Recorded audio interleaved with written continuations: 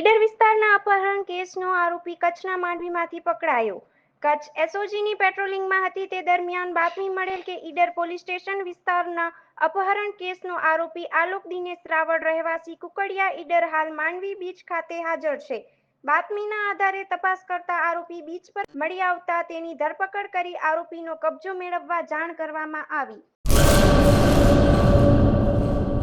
2025-26 admission ચાલુ છે. ઓછા અભ્યાસે ઝડપી નોકરી મેળવવાની સુવર્ણ તક.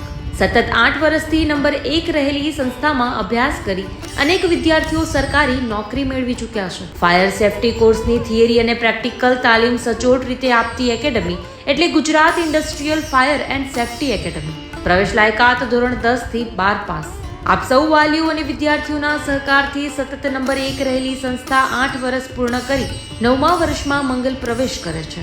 ભવિષ્યના ઘડતર અને સારી નોકરી મેળવવા આજે જ સંપર્ક કરો Gujarat industrial fire and safety academy, બીજા માળે રાષ્ટ્રભાષા ભવન, બસ પોર્ટની સામે, ભુજ, કચ્છ. સંપર્ક 9737296001 8155030882.